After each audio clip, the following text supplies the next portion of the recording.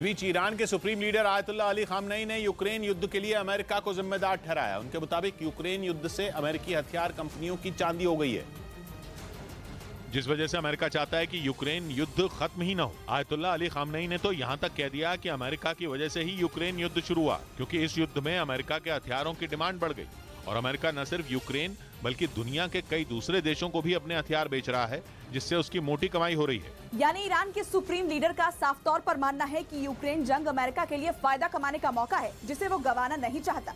इसीलिए वो जंग खत्म कराने के बजाय जेलेंस्की को और भड़का रहा है, ताकि वो रूस के आगे सरेंडर ना करें और दुनिया भर में अमेरिकी हथियारों की बिक्री इसी तरह जारी रहे। और इसके साथ ही ईरान के सुप्रीम लीडर ने पुतिन को हथियार देने के पश्चिमी देशों के आरोपों को भी खारिज कर दिया। पश्चिमी देशों का आरोप है कि ईरान अपने घातक ड्रोन और मिसाइलें देकर रूस की मदद कर रहा है और उसने बड़ी संख्या में रूसी सेना को अपने शाहिद 136 ड्रोन दिए। इस बीच पश्चिमी मीडिया का दावा है कि अमेरिका ने ईरान की ड्रोन बनाने वाली कंपनियों पर नकेल कसने की तैयारी कर ली है। खबर है कि ईरान पर नई पाबंदियों के तहत ड्रोन बनाने में इस्तेमाल जरूरी चीजों के निर्यात पर रोक लगाई जा सकती है।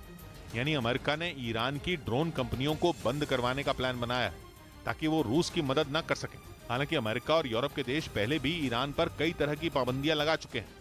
इधर पश्चिम बंगाल के विधाननगर में एक स्कूल के सामने की खराब सड़क के मुद्दे पर बीजेपी कार्यकर्ताओं ने बंगाल सरकार के खिलाफ हंगामा किया। इस दौरान कार्यकर्ताओं की पुलिस से झड़प भी हुई, जिसके बाद पुलिस ने सख्ती दिखाते हुए उन्हें खदेड़ना शुरू कर दिया और एक एक कर प्रदर्शन कर रहे लोगों को हिरासत में ले लिया। बीजेपी कार्यकर्ता सड़क पर मौजूद गड्ढों में मछली डालकर अनोखे अंदाज में प्रदर्शन कर रहे थे। इस बीच केंद्र सरकार ने लंदन में मौजूद भारतीय उच्चायोग में तोड़फोड़ के बाद ब्रिटेन को कड़ा संदेश दिया। वहां 3 दिन पहले कुछ खालिस्तान समर्थकों ने घुसने की कोशिश की थी और लंदन के भारतीय उच्चायोग के दफ्तर में मौजूद तिरंगे को हटाकर खालिस्तान का झंडा फहरा दिया था, जिस पर भारत ने वहां पर्याप्त सुरक्षा न होने की शिकायत की थी, लेकिन ब्रिटेन ने इस पर कोई एक्शन नहीं लिया। जिसके बाद भारत ने भी दिल्ली में मौजूद ब्रिटिश उच्चायोग की सुरक्षा में कटौती कर दी। सुरक्षा व्यवस्था को कम करने का मकसद एक संदेश के तौर पे देखा जा रहा है भारत की तरफ से। जानकारी के मुताबिक दिल्ली में मौजूद ब्रिटेन के उच्चायोग के दफ्तर के बाहर दिल्ली पुलिस ने 10 से ज्यादा बैरिकेड लगाए थे, जिन्हें हटा दिया गया। इसके अलावा ब्रिटिश उच्चायुक्त के बंगले की सुरक्षा भी घटा दी गई। हालांकि खबर है कि भारत की इस सख्ती के बाद इस मामले में मुख्य आरोपी अवतार सिंह खांडा को लंदन पुलिस ने गिरफ्तार कर लिया। साथ ही लंदन में भारतीय उच्चायोग की सुरक्षा भी बढ़ा दी गई।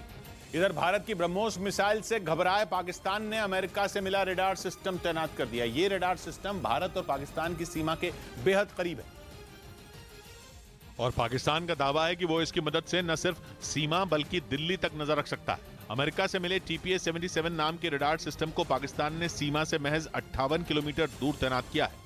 अमेरिकी कंपनी लॉकहीड मार्टिन का बनाया ये रडार सिस्टम बहुत कम बिजली पर चलता है, साथ ही इसे एक जगह से दूसरी जगह तक ले जाना काफी आसान है। अमेरिका के मुताबिक इससे 450 किलोमीटर तक नजर रखी जा सकती है। इसलिए पाकिस्तान ने भारत से लगने वाली सीमा के पास तैनात किया है।